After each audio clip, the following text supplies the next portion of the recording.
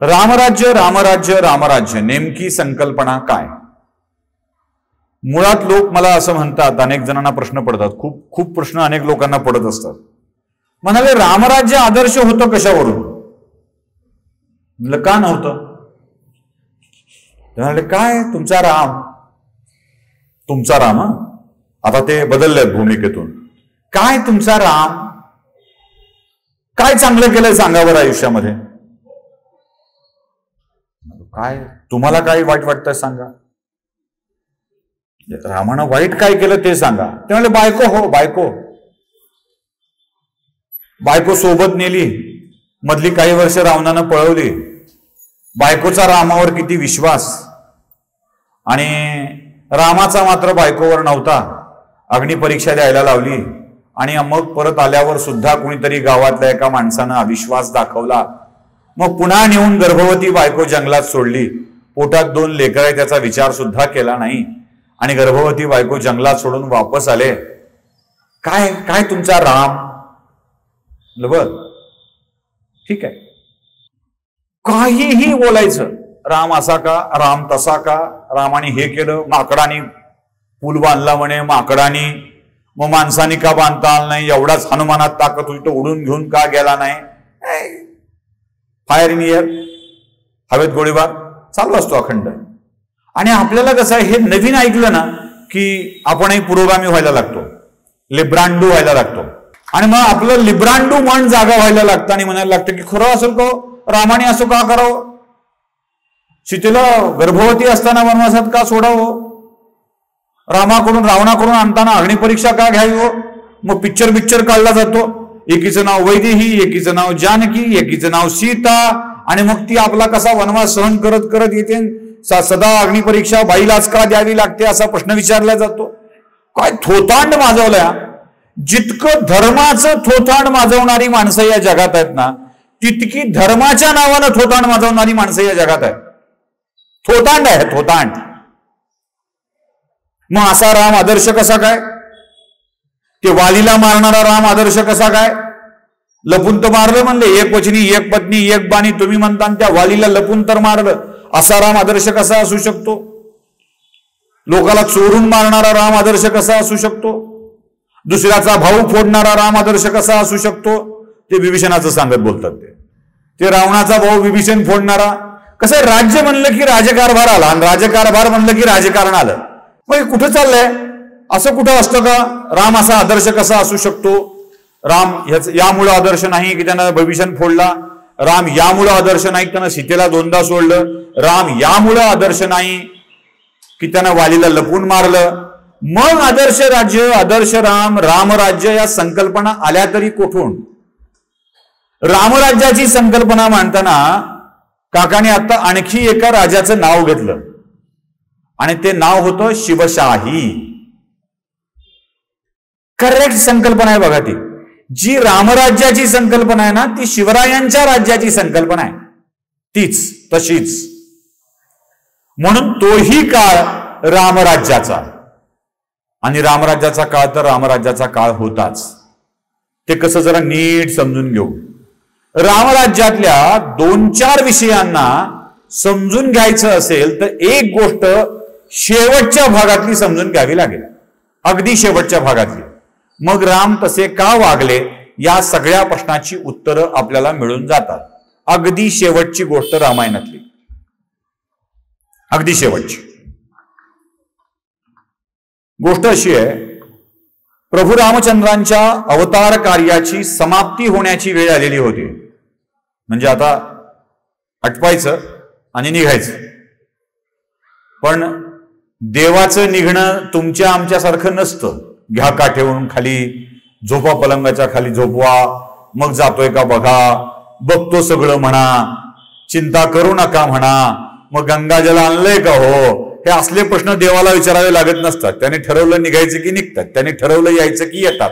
अडवायला कोणी माईचा लाल येत नसतो. यायचं ठरवल्यावर आणि जायचं ठरवल्यावर. यायचं ठरवल्यावर त्या तुरुंगातून बाहेर जाऊन यशोदेच्या घरापर्यंत पोचवायची जबाबदारी देवानं आपलीच करून घेतली होती. आणि गंमत बघा कशी असते, ज्याला मारून टाकायचे तो सुद्धा वाट बघत होता. कधी जन्माला येतोय, कधी जन्माला येतोय, कधी जन्माला येतोय, असं कुठे मिळतं का बघायला? आपला शत्रू जन्माला यावी याची उत्कंठतेनं वाट बघणारा कंस आता आला पाहिजे. हे झालं पहिलं, हे झालं दुसरं, आठवं कधी, आठवं कधी, आठवं कधी, वाटच बघायची असते. मग आपल्या शत्रूच्या जन्माची देखील वाट बघावी लागते, उत्सुकता वाढावी लागते, असा कृष्ण जन्म. आणि रामचंद्रांचं तर कसं आहे बघा, अहो काय काय तयारी करावी लागली प्रभू रामचंद्राच्या जन्माकरता. अनेक गोष्टी वादी घडवून घ्याव्या लागल्यात. म्हणजे विभांडिक ऋषीचे पुत्र ऋषीशृंग यांचं लग्न करून द्यावं लागलं. अजून सांगतो, रामराज्य काय होतं तुमच्या लक्षात येईल. आपण जो वर्णव्यवस्थेवरून गदारोळ माजवलाय ना, तो गदारोळ माजवणारे आपण मूर्ख आहेत हे सिद्ध करणारे या घटना आहेत सगळ्याच. रामायणातल्या वर्णव्यवस्थेवरून आपण करत असलेल्या गोष्टी मूर्खपणाच्या आहेत हे सांगणारे आहेत. शृंगवेरपूरच्या वनामध्ये गंगेच्या काठावर असलेल्या जंगलात विभांडिक नावाचे ऋषी राहत होते आणि या विभांडिकांचे पुत्र होते ऋषीशृंग. या ऋषीशृंगाचा विवाह शांता नावाच्या मुलीसोबत झाला होता आणि ही शांता दशरथाच्या साडूची मुलगी होती, क्षत्रियाची मुलगी होती आणि ऋषीशृंगासोबत लग्न झालं होतं. कुठे कोणतीही वर्णव्यवस्था आडवी आलेली नाहीये. इथे शाखाभेद करणारे आपण ज्या रामराज्याच्या कल्पना मनात आणतो तिथे वर्णव्यवस्था नाकारून सुद्धा विवाह झालेले होते. वर्णव्यवस्था नाकारून सुद्धा प्रभू रामचंद्रांनी आपल्या राजाला, निषाद राजा गुहाला जवळ केलेलं होतं. आहे मैत्रीमध्ये कुठे आली वर्णव्यवस्था आडवी? शबरीची उष्टी बोरे खाताना मी एका भिल्लिनीची बोरे खातो आहे असा विचारही रामाच्या मनाला शिवला नव्हता. निषाद राज गुहाला मिठी मारताना आणि निषाद राजाला प्रभू माझं राज्य आपण घ्या आणि या शृंगवेरपूरचे राजे व्हा असं सांगताना मी एका क्षत्रिय राजाला राज्य देतो आहे याची जराशीही जाणीव झाली नव्हती. कुठेच नव्हती ही व्यवस्था, कुठेच नव्हती. आपण ती आणली, आपण ती रुजवत गेलो. त्यामुळे देवाचं जन्माला येणं म्हणजे मूळ कथेकडे लांब जायला नको. देवाचं जन्माला येणं आणि निघून जाणं सुद्धा देवाच्या हातात असतं, त्याच्या इच्छेवरून चालतं. प्रश्न विचारणाऱ्यांनी उगाच विचारत बसायचं असतं. असं कसं? ते तसंच असतं. ते शास्त्र असतं. ते शास्त्र या शब्दाचा अर्थ मगाशी मी सांगितला, विज्ञान असतं आणि विज्ञानाला विज्ञानच असतं. ते तसंच असतं. 2 आणि 2 4च असतात. ते विज्ञानच असतं. तसंच असतं. ते त्याला शास्त्र म्हणतात. कारण शास्त्रातल्या व्याख्या, शास्त्रातल्या स्पष्टीकरण हे इतके स्पष्ट आहेत की ते विज्ञाननिष्ठ आहेत. मी त्याच्यावर स्वतंत्ररित्या बोलू शकतो. ते विज्ञाननिष्ठच आहे, फालतूपणा नाही, अजिबात फालतूपणा नाही. हा फालतूपणा कोणी केला असेल तर ते कर्मकांड करणाऱ्या लोकांनी.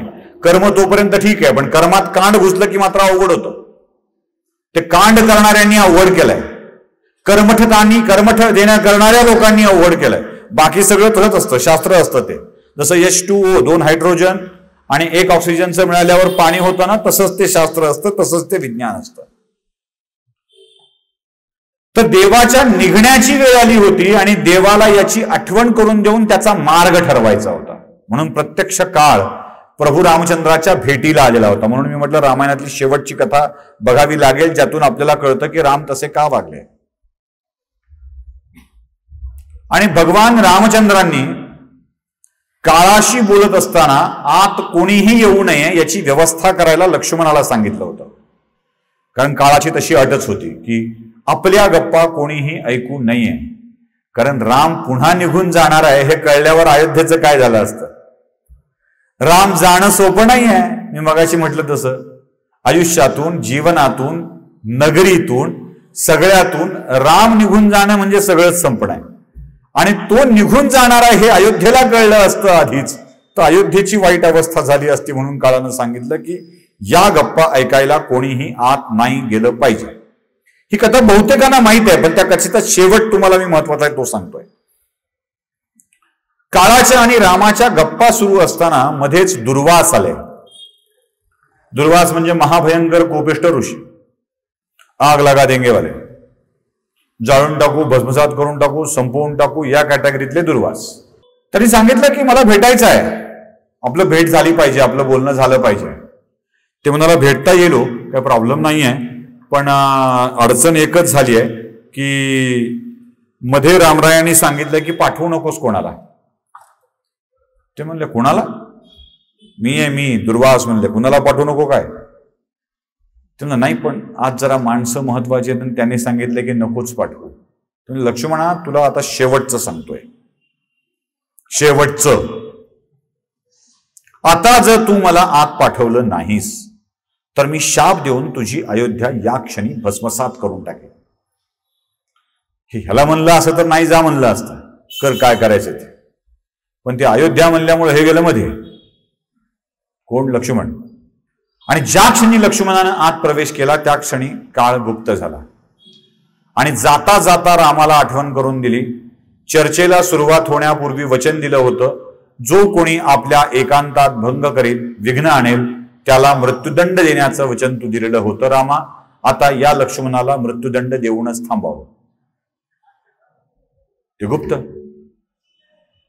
लक्ष्मणाकडं डबडबलेल्या नेत्रांनी रामाने बघितलं आणि विचारलं, लक्ष्मणा का असं केलंस तू? तुला माहित आहे राजा राम म्हणून दिलेल्या वचनाचं पालन मला करणं आवश्यक आहे. का तुझा मृत्यू तू स्वतः ओढवून घेतलास? तेव्हा लक्ष्मणानं हात जोडले, म्हणाला माझा मृत्यू मला स्वीकार आहे. बाहेर दुर्वास ऋषी आलेले आहेत आणि दुर्वासाने असं सांगितलंय की मी आज जाऊन जर तुम्हाला निरोप दिला नाही तर अयोध्या भस्मसात करून टाकील. लक्ष्मणाच्या जीवापुढे मला अयोध्या महत्वाची वाटली, म्हणून अयोध्या वाचवण्यासाठी म्हणून मी तुम्हाला निरोप द्यायला आत आलो आहे. आता काय करायचं ते करा, माझी अयोध्या वाचली आहे. अयोध्येच्या राजा नसलेल्या लक्ष्मणाला अयोध्येची काळजी होती. लक्ष्मण राजा नव्हता. काही काळ भरत तरी किमान केअरटेकर राजा म्हणून काम करत होता, पण लक्ष्मणाला अजिबात राज्यकारभार मिळालेला नाही आहे. एवढंच काय, शत्रुघ्नाला मथुरेचं राज्य मिळालं होतं, जा तिकडे जाऊन पराक्रम करून जिंकून असं रामाने सांगितलं होतं. भरतानं काही काळ तरी राज्यकारभार केला होता, पण लक्ष्मणाला मात्र कायम उभं राहायचं होतं रामाजवळ. कायम तिथे राहायचं होतं, सेवा करत राहायचं होतं. त्यामुळे कुठलाही राज्यकारभार नाही, काही नाही. त्यावेळेस उर्मिला सुद्धा म्हणत नव्हती, सगळं त्यांना तुम्ही काय करताय. ती बिचारी वाट बघत होती. हे सगळ्यात चांगली गोष्ट रामायणातली, रामराज्य येण्यामागची काय कारण होती तर लक्ष्मणाची बायको उर्मिला होती. आपल्या बायका उर्मिला होतात की नाही हे बघितलं पाहिजे रामराज्य आणायचं असेल तर. आपली बायको जशी सीता व्हावी असं अनेकांना वाटतं ना, तसं अनेकांना आपली बायको उर्मिला व्हावी वाटलं पाहिजे. सीता तर काय, सीता होणं अवघड आहे, सीता होणं जमत नाही, उर्मिला होणं जमलं पाहिजे. म्हणजे आपला नवरा 14 वर्ष आपल्याजवळ राहणार नाही, पुन्हा आल्यावर सुद्धा हा मोठ्या भावाचीच सेवा करत राहणार आहे याची जाणीव असून सुद्धा त्याच्यावर निरातिशय प्रेम करणारी ती उर्मिला होतं आलं पाहिजे. सीता होणं द्या सोडून. ज्या क्षणी आपल्या बायका सीता व्हायचा नाद सोडून देऊन उर्मिला व्हायचा विचार करतील ना, तेव्हा सगळी घरं एकसंध राहतील.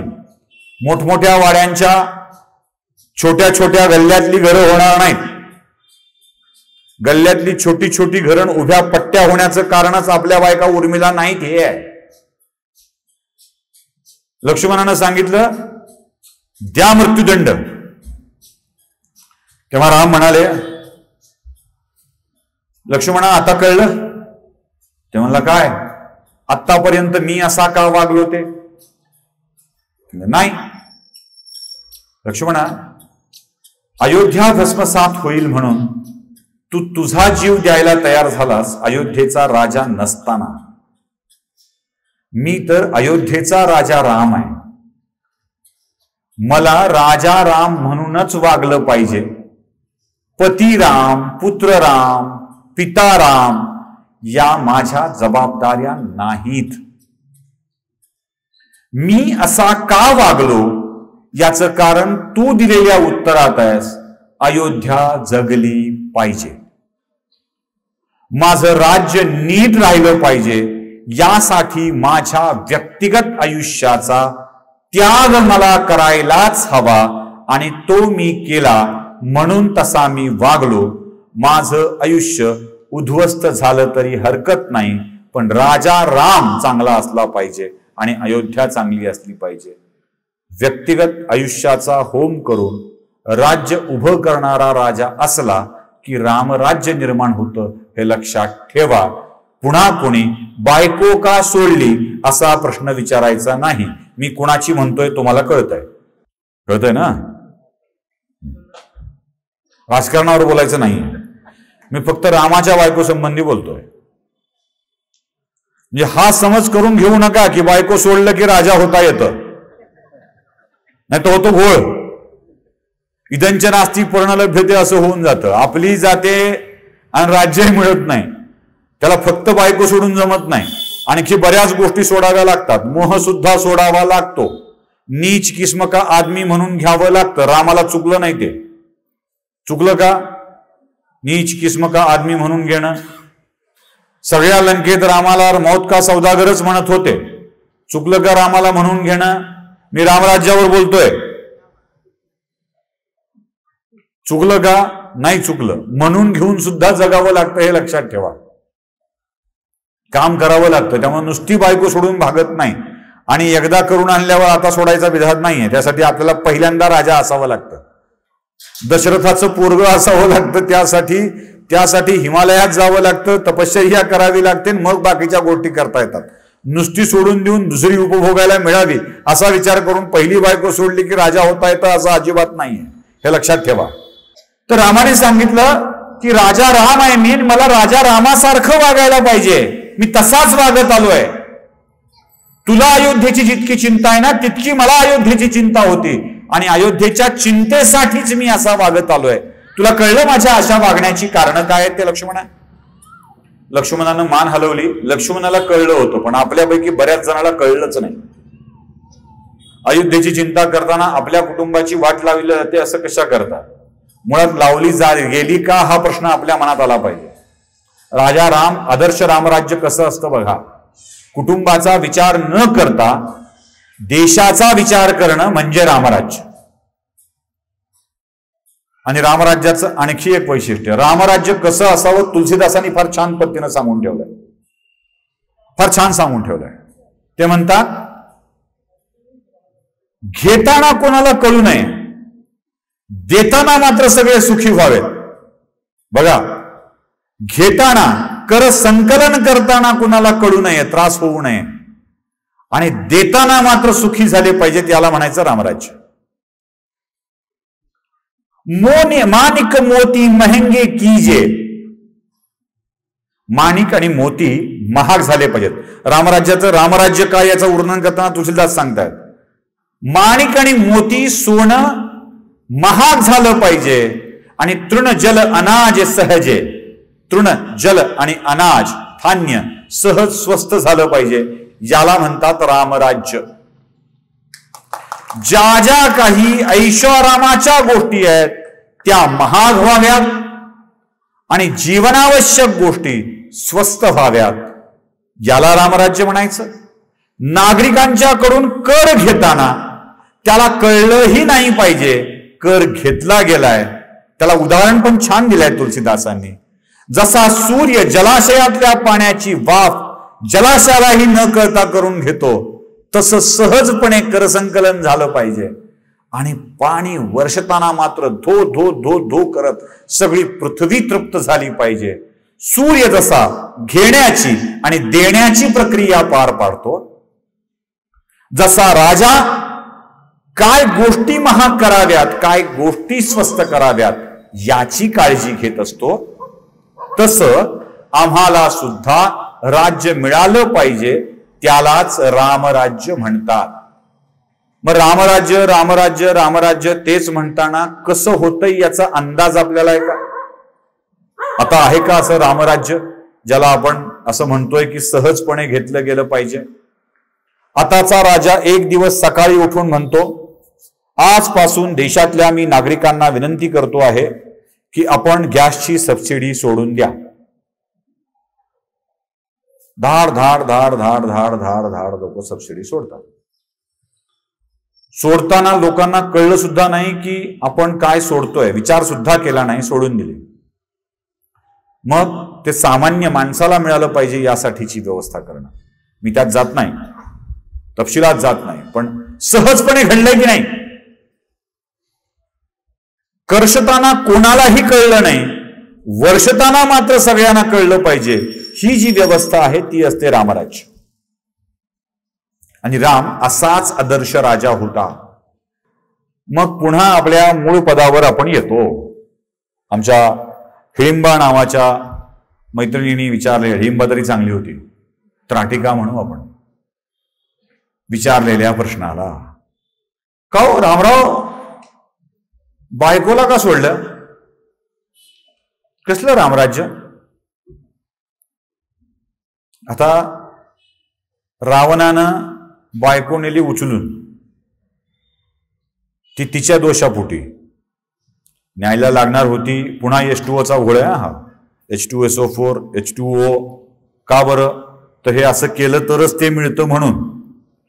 रावणाने सीतेला पळवून नेलं, 2-2.5-3 वर्ष त्या अशोक वाटिकेत ठेवलं आणि अशोक वाटिकेतून सीतेची मुक्तता झाली आणि रामचंद्र घेऊन आले. या तुम्ही ज्या म्हणता त्या कथेविषयी काय लिहिलंय वाल्मिकी रामायणात? तर सीता मोठ्या अग्निदिव्यातून बाहेर आली असं म्हटलंय. कशातून? अग्निदिव्यातून.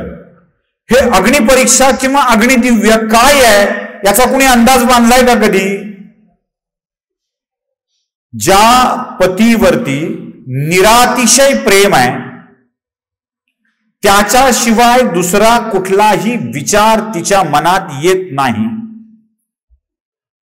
त्या पतीला 3 वर्ष सोडून बळजबरीने एका अत्यंत खुंखार दिसणाऱ्या, दुष्ट असणाऱ्या माणसाच्या घरी राहावं लागावं आणि पतीचा सहवास मिळू नये, यापेक्षा मोठी अग्निपरीक्षा कोणती असेल?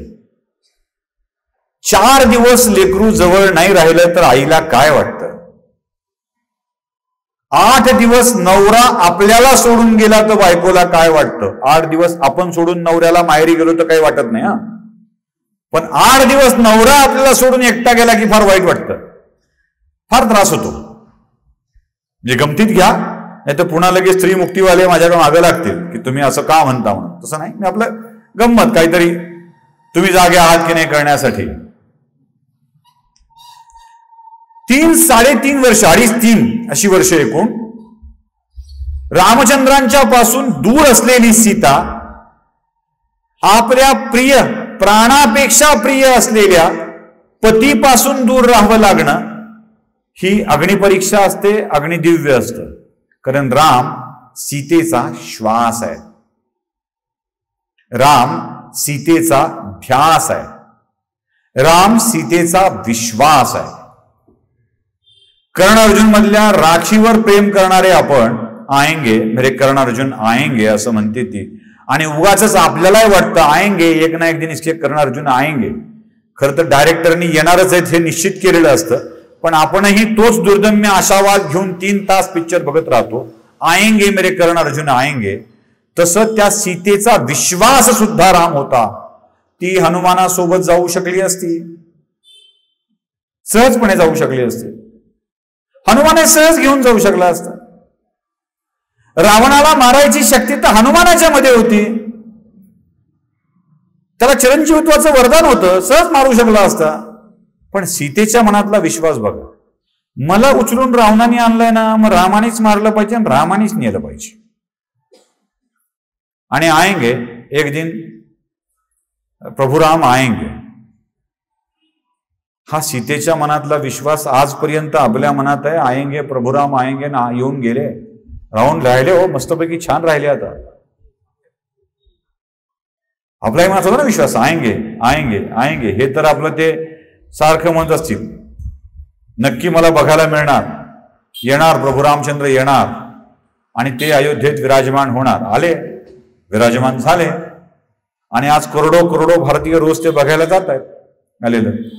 तसं सीतेचा विश्वास सुद्धा राम होता, ध्यास राम होता, श्वास राम होता, आयुष्य राम होतं. या सगळ्या रामाला आपल्यापासून दूर ठेवणं ही सीतेसाठी एक अग्निपरीक्षा होती आणि ती अग्निपरीक्षा पार पाडून सीता परत रामचंद्रांच्याकडे आली होती, हे आपण विसरतो. आणि खोट्या कथांच्या नादी लागतो. अर्थात खोट्या कथा सुद्धा लोकांच्या रंजनाकरता निर्माण झाल्या होत्या. जसा ज्याला राम दिसला तसा त्यांनी मांडला. रामचरित्र विलक्षण आहे. जसा ज्याला दिसला ना तसा त्यांनी मांडला, जसा ज्याला भासला तसा त्यांनी मांडला, जसा ज्याला हवा होता तसा राम त्यांनी मांडला. आणि हे सगळं मौखिक परंपरेनं आमच्यापर्यंत येत गेलं. मग ऍडिशन डिलिशन या सगळ्या गोष्टी स्वाभाविकपणे त्यात आल्या. त्यामुळे ती अग्निपरीक्षा तिच्या भावनांची अग्निपरीक्षा होती हे आपण विसरतो. आता पुढचा मुद्दा, कुलकर्णी पोपटासारखं बोलायला काय लागतं? फेमिनिस्ट. मग गर्भवती असताना सीतेला का बरं जंगलात सोडलं असेल? या प्रश्नाचं उत्तर काय? सोडलं का नाही? सोडलं. एक माणूस बोलला होता की नाही, तिथं राहिली काय खरं हिचं, मग रामानं ऐकलं आणि दिलं सोडून. असं झालंय की नाही? हो झालंय. मग आपल्या बायकोवर पुन्हा शंका घ्यायची असते का? रामाने घ्यायची असते का? मग लोक घेतील नाही तर काय करतील? अरे मतिमंदांनो, त्याच वाल्मिकी रामायणात गर्भवती असलेल्या सीतेला रामचंद्रांनी विचारलं होतं, सीते तुझे डोहाळे कोणते? नीट काढून वाचून बघा, किंवा जे पंडित आपल्याकडं रामायण वाल्मिकी वाचतात त्यांना विचारा. पारापारावर रामायणाचे मराठीत अनुवादित केलेले ग्रंथ नाही हा. खरोखरच वाल्मिकी रामायण ज्यांनी अभ्यासलंय त्यांना विचारा. सीतेला जवळ रामानं तिच्या डोहाळ्याविषयीची विचारणा करताच सीतेनं रामाला काय सांगितलं होतं? ती म्हणाली होती, प्रभू मला असं वाटतंय की मी दूर जंगलात गेले आहे, तिथे ऋषीमुनींच्या आश्रमात राहायला गेले आहे आणि तिथेच आपल्या बालकांचा जन्म झाला आहे. मला जंगलात जाऊन ऋषीमुनींच्या आश्रमात राहण्याचे डोहाळे लागले आहेत. आता सीतेला सोडताना रामानं जे केलं होतं ते डोहाळे पुरवले होते का आणखी काही केलं होतं हे तुमचा तुम्ही विचार करा. मुद्दा दुसरा, नगरीतला एक नागरिक असं म्हणतोय, हा कसला राजा, यानं काय नीट वागलाय का, बायको काय नीट वागली असेल का, असा प्रश्न विचारतोय. तेव्हा राजाचं कर्तव्य बनतं की राजाविषयी एकही शंका प्रजेच्या मनात असता कामा नये आणि त्या शंकेचं निरसन केलं पाहिजे. अर्थात त्यावेळी लोकसंख्या कमी होती म्हणून ते सोपं होतं. आता 110 कोटीच्या लोकात 10-20 कोटी लोक तरी शंका घेणारे असतील. त्यामुळं राजानं उगाच प्रत्येकाचं शंका निरसन करायच्या भानगडीत पडू नये, रामराज्य आणायचं म्हणून. मी आताच्या राजाला सल्ला आहे, राजकारणावर बोलत नाहीये, सल्ला आहे, बाकी काही नाही. अर्थात सल्ला देण्याचा अधिकार पत्रकारांना असतो म्हणे, उगाच गरज नसताना सल्ला देण्याचा अधिकार असतो म्हणे, म्हणून देतोय, बाकी काही नाही. मुळात रामायणातील सगळ्याच गोष्टीकडं आपण आत्ताच्या काळाचा चष्मा लावून बघतो. ते 4,500-5 हजार वर्षापूर्वी घडलेलं महाकाव्य, लिहिलेलं महाकाव्य, त्याच्या आधी ते घडलेलं, अशा कथेकडं बघताना त्या काळातला चष्मा लावायला हवा, त्या काळातल्या गोष्टी बघायला हव्यात, आताच्या गोष्टी नव्हे. आणि तुमच्या काळाच्या पलीकडचा रामाचा काळ होता. तुम्ही आत्ता त्या समता, समानता, समरसता असल्या गोष्टी मांडत असता. आत्ता नाही, सगळं जग असं एका पातळीवरती आलं पाहिजे, आत्ता मांडता. मी सांगू, रामाने ते 4,500-5 हजार वर्षापूर्वी मांडलंय. शबरी नावाच्या भिल्लिनीच्या हातची उष्टी बोरं खाताना राम जरासाही कचरला नाही, जरासाही. बर, शबरी राहायची ती मातंग ऋषीच्या आश्रमात, पंपा सरोवराच्या बाजूला. पंपा, चंपा नाही. उगाच पुणेकरांना चंपा म्हटलं पुण्या सगळ्या जिल्ह्यातला की ते लगेच माझ्यावर असं पटकन म्हणतात, चंपा कसं काय म्हणाले, पंपा सरोवराच्या म्हणाले. राजकारणाशी संबंधित असेल त्यांना चंपा आणि पंपा काय ते कळेल.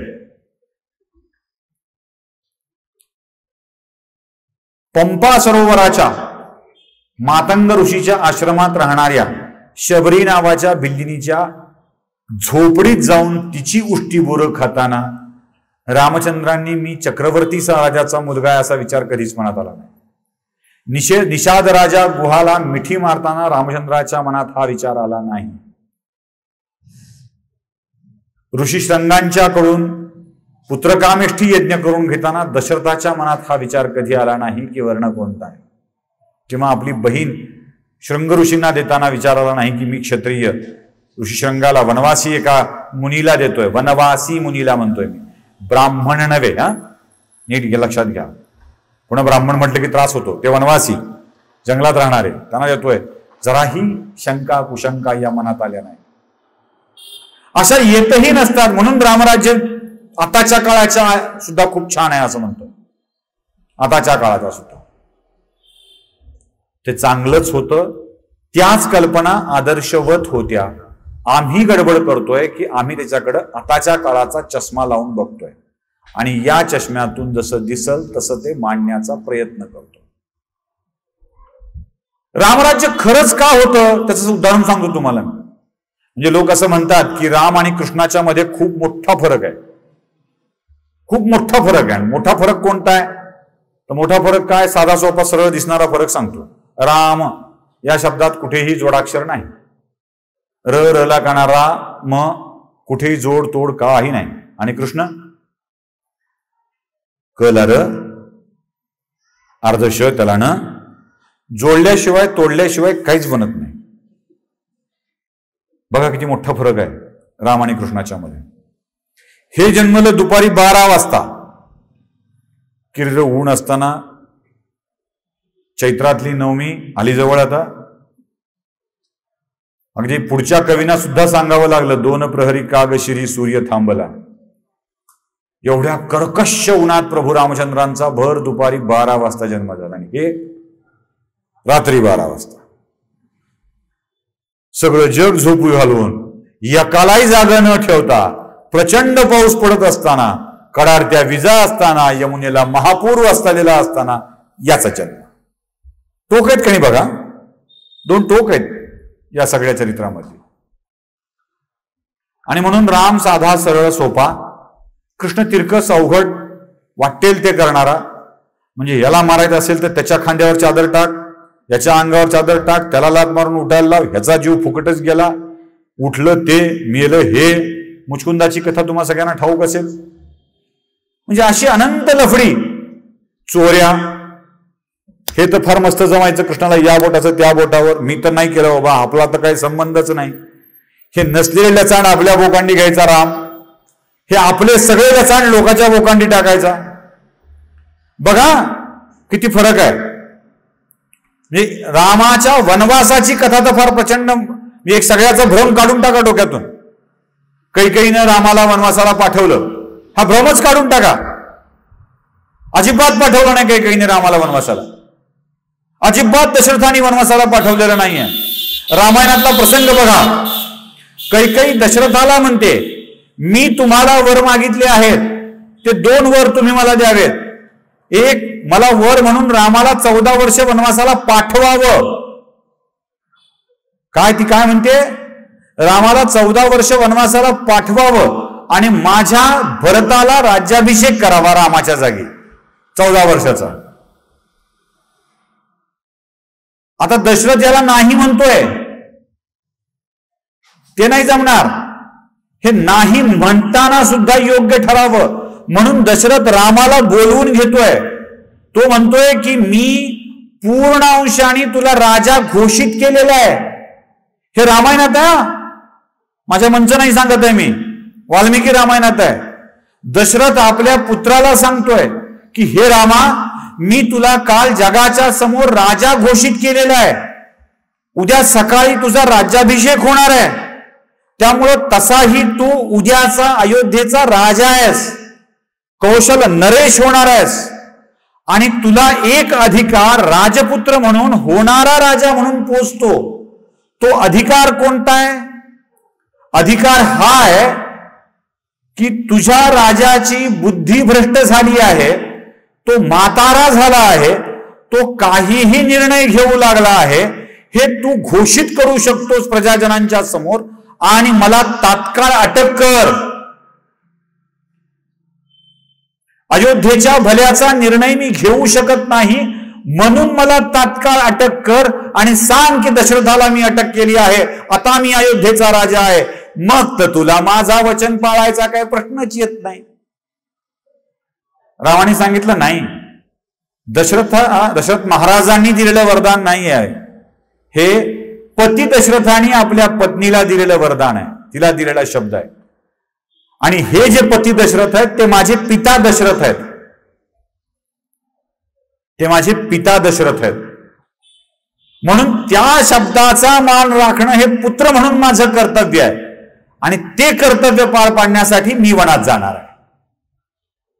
रामानी वनवास स्वीकारलाय, कोणी दिलेला नाही. कुणाची बिजाद बिशाद आहे हो प्रत्यक्ष जगन्नियंत्या जगतपालकाला वनवासाला पाठवण्याची. यांना जायचं होतं, त्या रावणाचा कार्यक्रम करायचा होता, कसं जायचं म्हणून त्यांनी ती करून घेतलेली व्यवस्था कैकेयीने पाठवलं, हा समज डोक्यातून काढून टाका. रामाने स्वतःहून स्वीकारलेला वनवास आहे आपल्या पित्याचं वचन पूर्ण करण्यासाठीचा. म्हणून आपण अनेक गोष्टी अशा भ्रम आपल्या मनात निर्माण करून घेत असतो, अनेक गोष्टींचा भ्रम निर्माण करून घेत असतो. असाच हा सुद्धा एक भ्रम आहे. आपल्या पित्यानं दिलेलं वचन पूर्ण करण्यासाठी पुत्र जातोय आणि तो या सगळ्या गोष्टी स्वीकारतोय. बिचारा चप्पल घालून गेला होता दशरथ, भरतानं ती वापस आणली. ते म्हणलं हे द्या मला, हे ठेवून राज्यकारभार करतो, ती वापस आणली. अनवाणी पायाने फिरले हो, अनवाणी पायाने फिरले. हे स्वतःहून स्वीकारलेलं आहे. म्हणून स्वयं स्वीकृतन स्वहंकार्यत हा जो शब्द आहे ना, आणि कधी कंटकाकीर्ण मार्ग आहे हे माहीत असताना, म्हणजे माझा मार्ग कंटकाकीर्ण आहे हे माहीत असताना सुद्धा हे स्वीकारणं सोपं नाहीये. ते रामचंद्राने स्वीकारलं. कंटकाकीर्ण मार्ग कसा बघा, गंमत कशी असते, रामराज्य काय असतं तुम्हाला कळेल. प्रभू रामचंद्र वनवासाला निघाले आणि शृंगवेरपूरच्या वनातून चित्रकूटाच्या जंगलामध्ये पोहोचल्याबरोबर साक्षात वनदेवी रामचंद्रांच्या समोर उपस्थित झाली. साक्षात वनदेवी.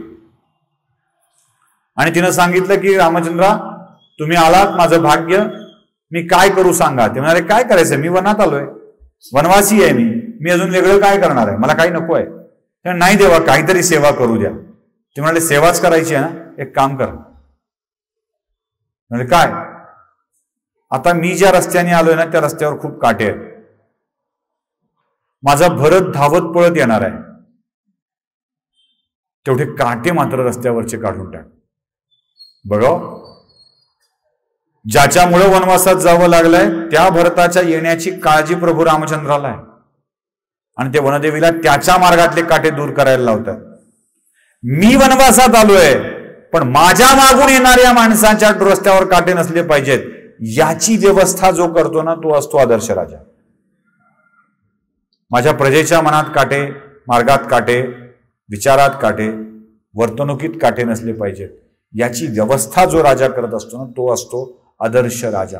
आणि ती आदर्श राजवटच आम्हाला सुखी करत असते.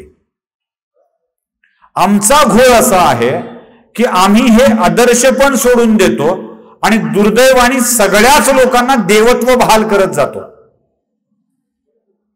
आणि हे देवत्व बहाल करणं आम्हाला त्यांची पूजा करायला भाग पाडतं. रामरक्षेच्या बाबतीतही आम्ही असंच केलंय, असंच केलंय. म्हणजे आपण माझ्या माहितीने 7 वाजता सुरू केलं असेल. आपण रामरक्षेच्या बाबतीतही असंच केलंय. काय झालं आमच्या रामरक्षेच्या बाबतीत, आम्ही रामरक्षा पाठ केली, अगदी पाठ केली. कशी पाठ केली, बंद रामरक्षा म्हणलं केलं, ध्यानम सुरू. का म्हणायची रामरक्षा, काय आहे ती रामरक्षा, कुणासाठीचं कवच आहे, त्या कवचाचा अर्थ काय आहे, त्याला कवच का म्हटलंय आणि कोणत्या रामानं कशाचं रक्षण करावं याची व्यवस्था का घालून दिली आहे, विचारच केला नाही कधी आम्ही. सुरुवात कुठून होते रामरक्षा कवचाची, कोणी सांगेल? माहिती आहे कुणाला? सांगता येईल बेटा? नाही सांगता येत कुणाला. कोणी म्हणेल अथ ध्यानम पासून सुरू होत आहे, अथ ध्यानम ध्याय राजान भाव. नाही, ती सुरुवात नाहीये. सुरुवात कुठे होते? रामरक्षा कवचाची सुरुवात होते शिरो में राघव पातु. शिरो में राघव पातु. कोणत्या रामाने कशाचं रक्षण करावं सांगितलंय बघा. राघव म्हणजे रघुकुळ. रघुकुळ हे भारतातल्या सगळ्या कुळातलं सर्वोच्च कुल. या रघुकुलातला सर्वोच्च कोण असेल तर राम आहे, शिखर आहे. म्हणजे भारतातल्या सगळ्या कुळांचं शिखर रघुकुल. रघुकुलाचं शिखर प्रभू रामचंद्र. म्हणून शिरो मे राघव पातू. राघव नावाच्या रामानं माझ्या शिराचं रक्षण करावं. काय सुंदर कल्पना आहे. रामानं करावं नाही, राघवानी करावं. कारण त्या रघुकुळाचं सर्वोच्च स्थान आहे. म्हणून माझ्या शिराचं रक्षण राघवानी करावं. भालम तू कपाळाचं दशरथात्मजानी करावं. बापाचं नाव कपाळावर लिहून आलेलं असतं.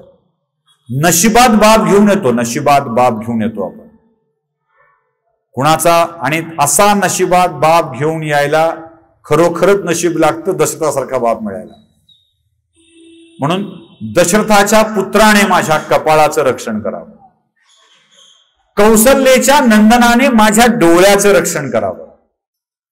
मख म्हणजे यज्ञ. यज्ञाच्या रक्षक असलेल्या रामानं माझ्या नाकाचं रक्षण करावं. म्हणजे कौसल्यानंदन राम डोळ्याचं करेल, दशरथाचा पुत्र राम कपाळाचं करेल, राघव डोक्याचं करेल. ऋषीच्या आवडत्या रामानी, गुरुच्या आवडत्या रामानी माझ्या मुखाचं रक्षण करावं, जिभेचं रक्षण करावं. प्रत्येक ठिकाणसाठी रामाच्या वेगवेगळ्या नात्याला जोडलेलं हे लक्षात ठेवा. म्हणजे अगदी बिभीषणाला सांभाळणाऱ्या, सुग्रीवाला सांभाळणाऱ्या प्रत्येकाचं जंघेपर्यंत, पायापर्यंत आहे ती रामरक्षा. म्हणजे मी सगळं सांगत यासाठी बसणार नाही की प्रचंड वेळ लागेल. रामरक्षा समजून घ्यायची असेल ना तर रामरक्षा मराठीत समजून घ्या, संस्कृतात समजून घ्या. तुम्हाला रामरक्षा काय ते कळून येईल. आणि ती नावं त्या लोक त्या रामाच्या नावासाठी त्या जागा का निवडल्यात हे तुमच्या लक्षात येईल. आपण या संकल्पनाच लक्षात घेत नाही कधी. प्रभू रामचंद्र की जय, सियावर रामचंद्र की जय, एवढ्यात आपण इतके गुरफटून पडलेलो असतो की रामराज्य म्हणजे काय आणि राम काय हे आपल्या लक्षातच येत नाही कधी. वाली नावाचा वन्यजीव जो जंगलात श्वापदासारखा राहतो, त्या वालीला म्हणजे नागरी नियम आणि वन्य नियम वेगळे असतात. वन्य प्राणी पकडायचा असेल तर आमिष देऊन सापळा लावावा लागतो. वालीला मारायचं असेल तर एका वन्य हिंस्त्र झालेल्या प्राण्याला तसंच मारावं लागेल. आणि वालीचा वध रामाने का केला असेल तर त्याचं कारण आहे. भावाची बायको, भावाचं राज्य आणि भावाची बायको बळजबरीने ताब्यात ठेवणे हा गुण चांगला नव्हे. भाऊ मेला असे समजून वालीची बायको सुग्रीवानं घेतलेली होती. तो जिवंत आहे असं कळल्यावर परत दिली होती. पण वालीनं सुग्रीवाला हकलून लावताना जिवंत असलेल्या भावाची बायको बळजबरीनं आपल्याकडे ठेवून घेतली होती. हा वालीचा दोष होता जो रामचंद्रांनी वालीवधाच्या नंतर त्याला तिथेच सांगितलाय. आता बघा पुढे मोठी गंमत आहे. तिथे वध झाल्यावर त्याची बायको सुग्रीवाच्या हवाली केली जाते आणि सांगितलं जातं की हिला सांभाळ. आणि पुढे रावणाच्या बायकोसोबतही तेच करतात. जिवंत असतानाची गोष्ट वेगळी, मृत्यूनंतरची गोष्ट वेगळी. रामचंद्रांनी केलेल्या कोणत्याही कृतीला आताच्या काळाच्या चष्मा लावून बघणाऱ्यांना प्रभू रामचंद्र खरे कधीच सापडणार नाहीत. त्याला त्या काळाच्या चष्म्यातच बघायला हवं. आणि रामराज्याचा आढावा घ्यायचा असेल तर रामराज्यामध्ये घुसळलेल्या खोट्या कथांचा धिक्कार करायला हवा. अगदी स्पष्टपणे सांगतो, उत्तर रामायणातली कोणत्याही पंडितांनी माझ्या समोर विवाद करायला यावं आणि सप्रमाण दाखवावं. उत्तर रामायणात वाल्मिकीनी शंभुकाची कथा लिहिली आहे. ती खोटी कथा यासाठी आहे, काय हिंमत असेल का हो कुणाची? पोरग मेलय आणि एक माणूस घेऊन पोरग घेऊन त्याच्या दारात गेलाय, राजाच्या, अयोध्येच्या चक्रवर्ती सम्राटाच्या दारात. राजा, माझं पोरग मेलं, तुझ्यामुळेच मेलं. अशी हिंमत होती कोणाची? असं करू शकलं असतं कोणी? आणि मग रामाने विमान मागवलं म्हणे. कुठलं मागवलं? रामाकडे का विमानाची एजन्सी होती का? इंद्रानं पुष्पक एअरलाइन्स नावाची नवी एअरलाइन्स भाड्यानं विमान द्यायला सुरू केली होती. आम्ही रामायणात असं वाचलंय की लंकेवरून अयोध्येला परत आलेल्या रामचंद्रांनी अयोध्येत परत आल्याबरोबर रावणानं इंद्राचं चोरलेलं विमान इंद्राला परत पाठवून देण्यात आलं. काय खतरनाक बाम नव्हते हो जुन्या काळात? विमान पण चोरायचे. मला वाटलं कंदाहार विमान अपहरण केस आणि श्रीलंकेची विमान अपहरण केस, पुष्पक अपहरण केस, या दोन्ही केसचा केस स्टडी म्हणून अभ्यास केला पाहिजे. रामाने विमान लंका जिंकल्यावर विभीषणाला लंका देऊनच टाकली, पण त्याला सांगितलं लुटीचा माल तुझा नाही, तो ज्याचा आहे त्याला द्यायला हवा. आणि लुटीचा माल इंद्राला शेवटचा परत करून टाकला, पुन्हा वापस मागितला नाही. कुठून आणलं विमान? कुठून गेलं?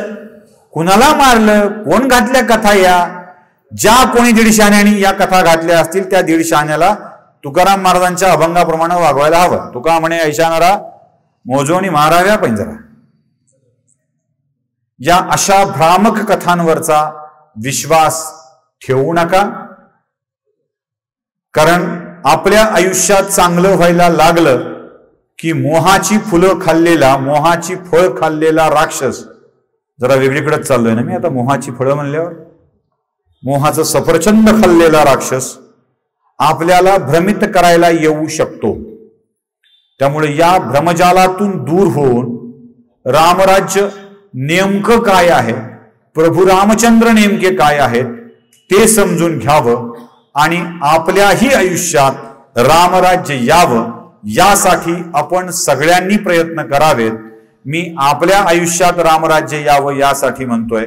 राम कोण हे ज्याचं त्यानं ठरवावं. राम काल्पनिक कथा असते असं म्हणणारा रामराज्य आणू शकतो का याचा विचार करावा. धनुष्यकोडी ते लंका हा समुद्री सेतू अस्तित्वातच नव्हता असं म्हणणारा रामराज्य आणू शकतो का याचा विचार करावा. आणि मगच आपला राजा राम निवडावा किंवा रामाला राजा म्हणून निवडावं एवढीच विनंती करतो आणि थांबतो. नमस्कार. निवडावं याचा अर्थ आपल्या सोयीसाठी या निवडणुकीसाठी माझं आहे असं तुम्ही समजू नका. कारण तसं मला म्हणायचं नाही आणि समजून घ्यायचं असेल तर तो तुमचा विषय, माझा नाही.